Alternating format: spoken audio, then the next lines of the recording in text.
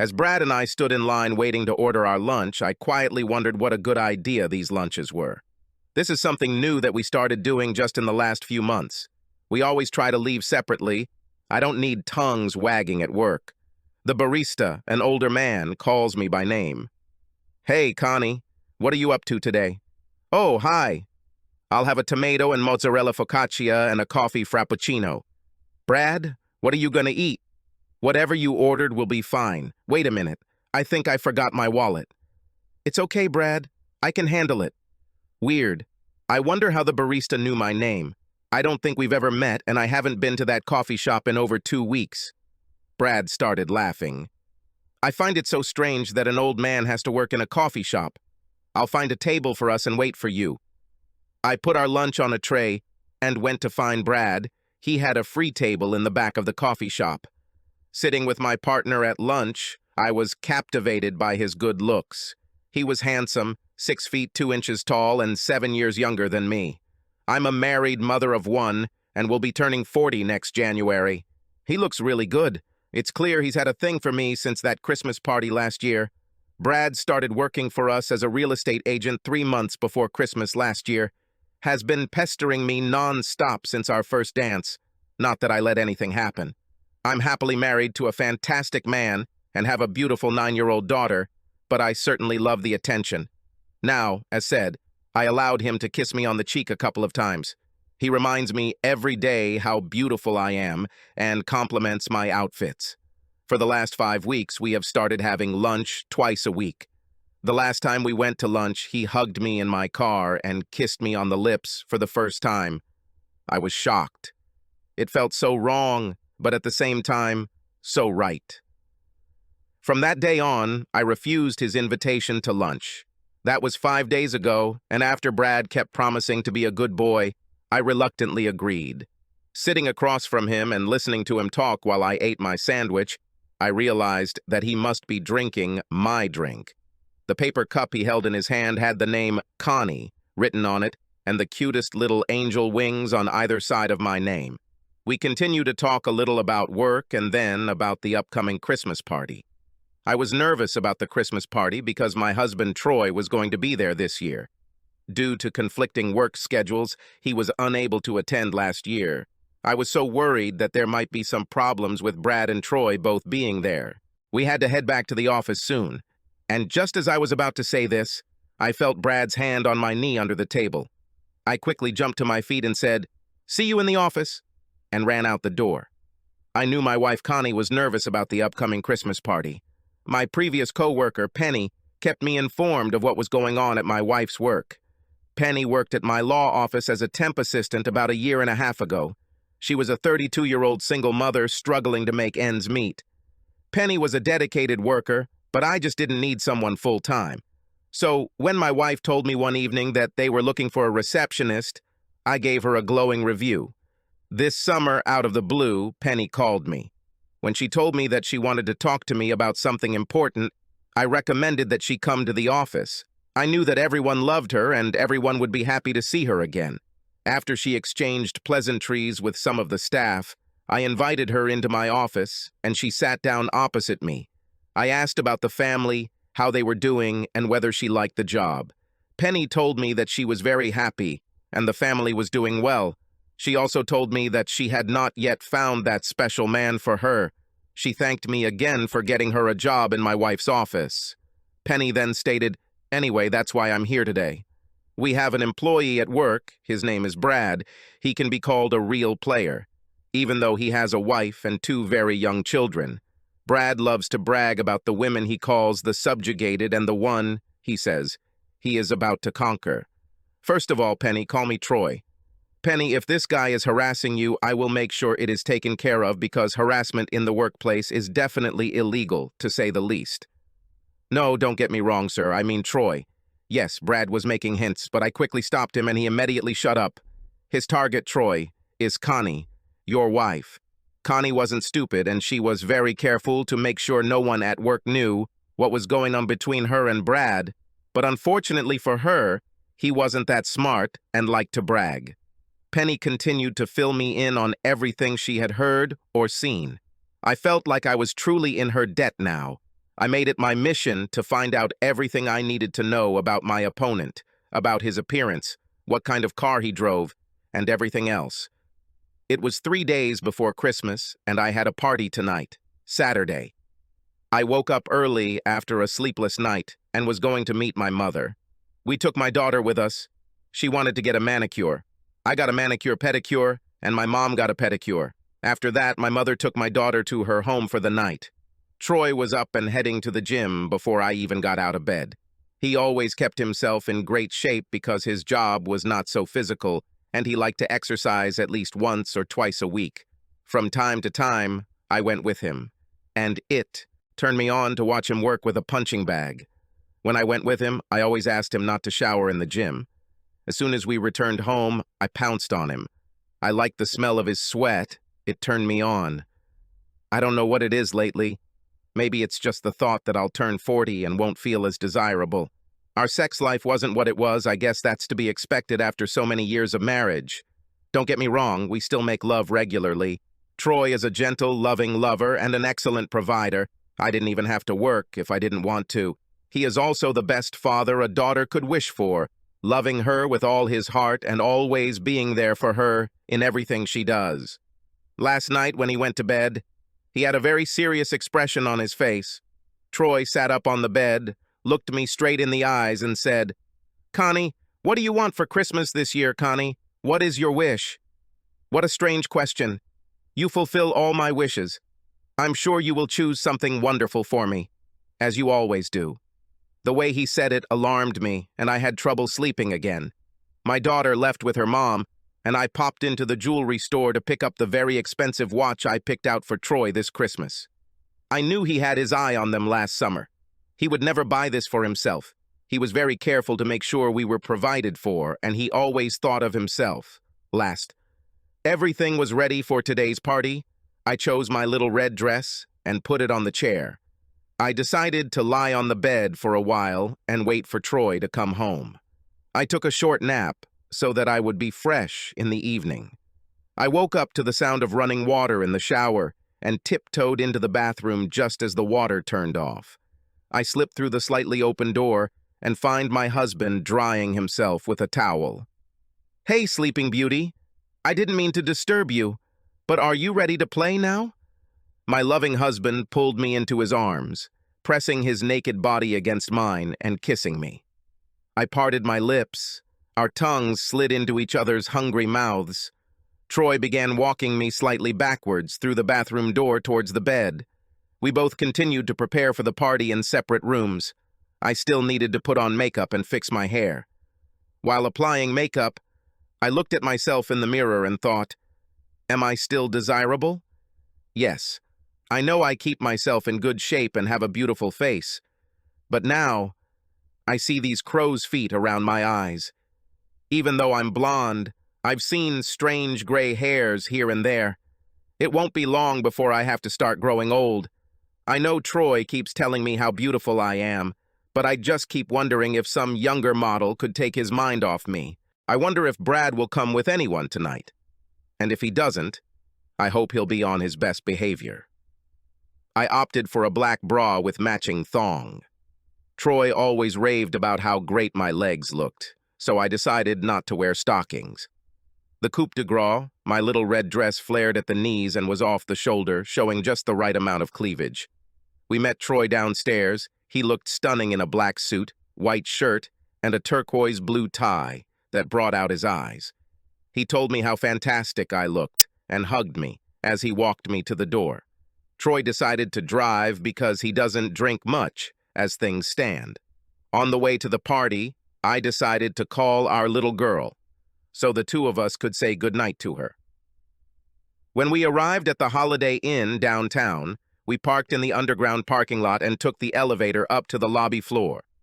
As we pulled up, Troy pulled me into his arms and kissed me deeply. In my 3-inch red stilettos, I could almost look him in the eye.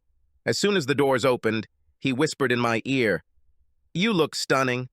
Many people from 3 different real estate agencies have already arrived at the event. We headed straight to the bar and Troy asked for 2 glasses of Riesling. Near the dance floor, I introduced my husband to my friends. We chatted and then found a free table. I haven't seen Brad until now, which is probably a good thing. Sitting there and listening to the DJ play great music, we enjoyed our drinks. Troy and I struck up a conversation with two older ladies sitting across from us. They were very nice. I had never met them before, as they were from other places. Troy took my hand and we walked out onto the dance floor. After dancing 3 songs, we returned to the table. Troy said he'd be right back and bring me another drink. I started talking to another charming couple. When he returned, he treated me to another glass of wine and switched to ginger ale himself.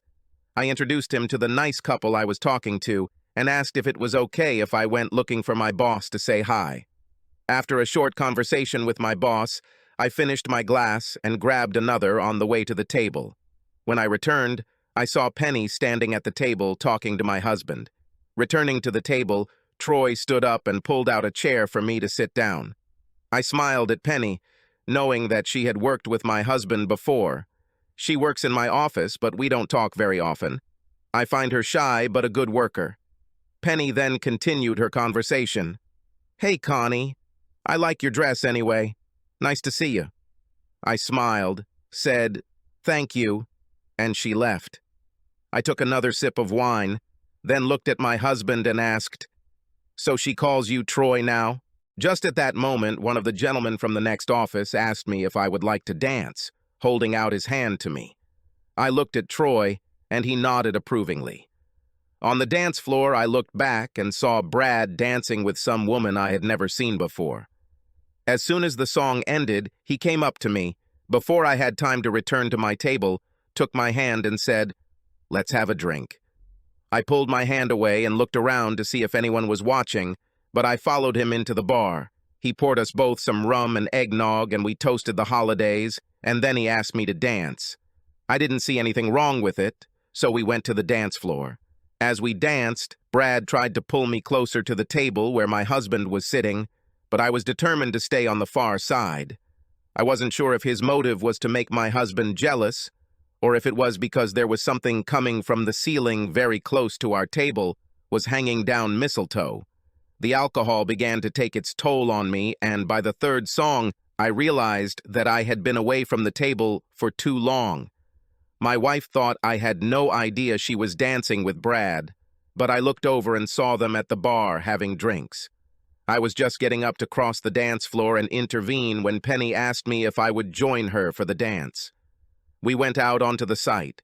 Just as we started dancing, the song ended, and the next song came on, a Johnny Rivers slow dance. So we kept dancing, close but right. I had just returned to the table and looked up to see my husband dancing with Penny. I sat there, tapping my nails on the table, and watched them like a predator watching a watering hole. When the song ended, she still had her hands on his shoulders. They were standing right under the mistletoe, and she looked up, stood on her tiptoes, and leaned forward to kiss him. It could be on the cheek, but from my angle it looks like lips. Then another man came up and asked Penny to dance, and she left. Troy returned to the table, sat down and reached for my hand. I removed my hand, looked him in the eyes, and said, "What the hell was that?" Thank God at that moment no one was sitting at the table with us or heard. "Connie, maybe we should go home. We need to talk." "Well, I'm not ready to go home yet, and I'm ready to have another drink."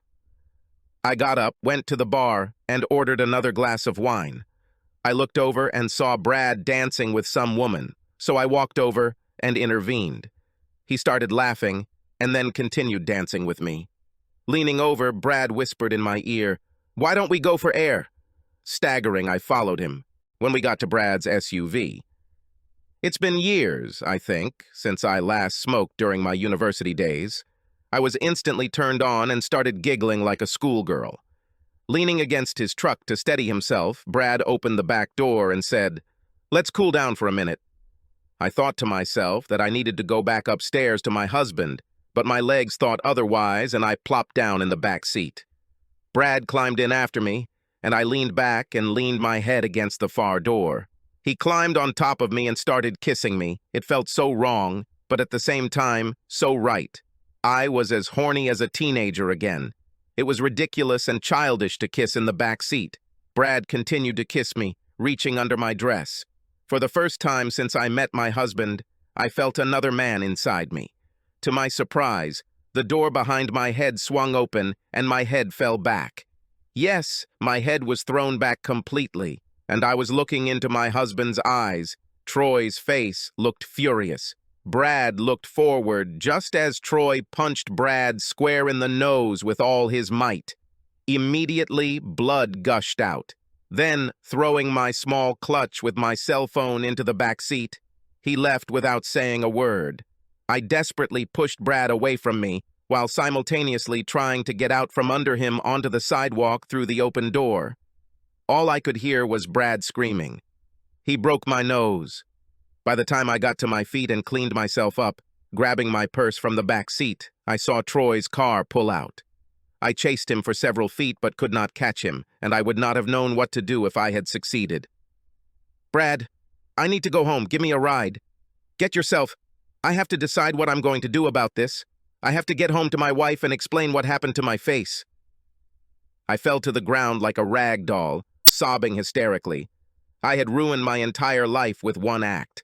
What the hell was I supposed to do now? After a while, I forced myself onto my heels and walked up the ramp into the cold, dark night. I have to go home. I have to fix this somehow. It was snowing lightly. I looked back at the front of the hotel and saw a taxi parked in front of it. When I got to the taxi, I opened the passenger door, and to my surprise, he was there again. Yes, it's him. The old man from the coffee shop, the old man from the elevator. I closed the passenger door and climbed into the back seat. Repeat again. "Who are you?" "My name is Guardian. Pleased to officially meet you, Connie." "How do you know my name? I only order coffee at a coffee shop. I just have a good memory." "Do you drive a taxi too? What can you do to make ends meet?" Having told him the address, I noticed that he had a little angel hanging on a chain with a mirror. He turned on the meter, honked the horn, and drove off into the dark, snowy night. I sat and cried in the back of the taxi, desperately trying to reach Troy on his cell phone. His phone was obviously turned off. I sent him text messages telling him how sorry I was, asking for forgiveness, and telling Troy how much I loved him. "If you don't mind me saying that, little lady, you look very upset. Is there anything I can do to help?" "It's nice of you to offer help," I exclaimed, choking on tears. "But no, you can't do anything for me unless you work a miracle. I ruined my marriage, my whole life. Only a Christmas miracle can help." "Well, if you are truly repentant, I will pray for a Christmas miracle for you, Mrs. Connie. I would appreciate it." After that, we drove in silence on a dark winter night, illuminated only by the headlights breaking through the falling flakes of snow. As I silently cried to myself, we approached what had once been my happy home. My heart sank when I saw no footprints in the driveway and not a single light on. Troy didn't come home. What should I do now? The taxi pulled into the driveway, and I sat in stunned silence. I don't know what to do now. "Oh, sorry. How much do I owe?" I checked my cell phone for a message from Troy, then picked up the key in my purse and suddenly realized I had no money. "Sorry, I don't have any money with me. Do you mind if I come home?" "I have money in another wallet." I started crying loudly again. I'm completely stupid, I thought. "Mrs. Connie, everything will work out. Have faith. Go and do what you need to do." I hope so. I'll be right back, I promise." Getting out of the taxi, my heels got stuck in the snow, and I almost slipped and fell. I opened the door and stepped into darkness, as dark as my future. Feeling for the switch in the dark, she turned on the light. I hurried up the stairs to get the money. Turning on the bedroom light and grabbing my purse, I saw that everything looked exactly the same as it did when we left it. I put on my slippers, fumbled for the money, and hurried back to pay for the trip. Approaching the door, I looked outside, but the taxi had already left. It was snowing heavily, so all our tracks had already disappeared. After closing the door, I returned to the kitchen, grabbed the phone, and tried to call Troy again. His phone is turned off. I'm terribly worried. Has he really left me? Will he come back? The weather is bad, and I'm worried that he might even have an accident. I don't know who else to call. I can't call my mother. It's late, and if I did call, I'd be opening a whole can of worms trying to explain why I don't know where my husband is. If Troy isn't home in the morning, I'll call my daughter and then talk to my mom. I made sure the lights were on outside but not in the hall, and decided to go upstairs, take a shower, and wash the dirt off my body from Brad's touch. If only I could get him out of my head. She took off her little red dress and laid it out on the chair. I took off the rest of my underwear and threw them into the laundry basket. I suddenly felt very bad and ran to the toilet to throw up. After I jumped into the shower, I tried to scrub myself dry, but I couldn't wash away my shame. I dried myself with a towel, brushed my teeth, and put on my pajamas. Alas, I have no choice but to go to bed and try to rest. I wanted to hope that Troy would come home. I couldn't sleep. I just replayed the events of the evening over and over again in my mind. The remorse and guilt I felt were almost unbearably painful. At some point, I must have dozed off because the next thing I heard was the sound of running water. What is this? Troy taking a shower? I stood up and tiptoed towards the bathroom just as the water turned off. Troy stepped out of the shower, grabbing a towel. "Hey, Sleeping Beauty, I didn't mean to disturb you. It's a pity that we won't have time to have a little fun before the Christmas party." I stood and looked at him in shock, trying to understand what he was telling me and what was happening. He pulled me into his arms, pressing his naked body against mine, and kissed me passionately. He lightly patted my butt and said, "Are you going to go to the party in these pajamas or wear that beautiful red dress?" I continued to stand and stare at him in stunned silence. Christmas party tonight? Did I dream of it? Troy grabbed his things and went to change. Still trying to comprehend what was happening, I went to the bathroom and started applying makeup. Was this all a dream, or am I dreaming now? I hurried to look in the laundry basket, but there was nothing there, so I went to my dresser drawer. The black thong and matching bra that I thought I wore to the party were in the drawer. I decided to wear white lace panties and a bra. I put on a little red dress, then curled my hair. I grabbed a pair of red high heels and headed downstairs to meet Troy. Troy looked stunning in a black suit, white shirt, and a turquoise blue tie that brought out his eyes. He told me how fantastic I looked. At that moment, I couldn't stand it and started crying hysterically. "Connie, what happened?" he said, hugging me. "Oh, Troy, please don't ever let me go. I love you so much." I looked into his eyes. "Please, Troy, do we have to go to the Christmas party?" "Don't cry, honey. I love you too. And of course, we don't have to go there. Look, we're all dressed up. How about I take you to a nice restaurant and we can talk?" Troy walked me to the car and sat me down. It started to snow. I looked at the street lamp, and the night sky sparkled with every little snowflake. Did my guardian angel fulfill my Christmas wish and give me a second chance? Troy took me to the city's Lula Lounge, which was a place we hadn't been to in a very long time. The dining area had private booths, and at the far end was a piano bar with a small dance floor. We sat at the bar and drank a glass of Riesling while waiting for a table to become available. "Troy, I need to tell you something." "Okay, Connie, I'll listen to what's on your mind." "I have this guy at work. He has a crush on me and lately, I sometimes go to lunch with him. We just talk, flirt. You know, nothing happens between us. I was flattered by his attention, that's all." "Were you flattered? What exactly were you flattered by?" "Well, I was flattered because he kissed me, and I let him, and I really regret it." "Troy, please don't hate me. I don't know what came over me. I made stupid decisions, but it's all over. If you don't mind, I would like to submit my resignation from my job. Can I just focus on my family for now? We need to restore our relationship. I want to be the wife you deserve. Troy, please, please forgive me." Just then, the pianist started playing, and Troy stood up and took my hand. "Dance with me." At first, it was just the two of us on the dance floor. Then another couple joined us. I laid my head on his chest and cried.